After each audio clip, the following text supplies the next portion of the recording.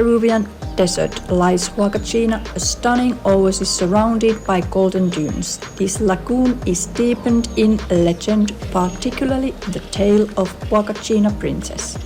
Long ago, a beautiful princess known as the one who makes you cry sang songs so moving they brought tears to all who heard them. One day, while bathing and admiring her reflection in a mirror, she was startled by a hunter watching her. Fleeing in panic, she dropped her mirror, which shattered and transformed into the lagoon.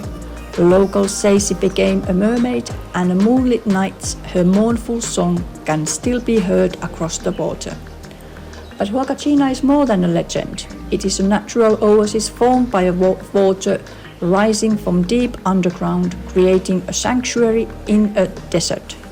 For centuries, its waters were believed to have healing properties. Today, Huacachina is a haven for visitors offering sandboarding, dune adventures, and a peaceful escape.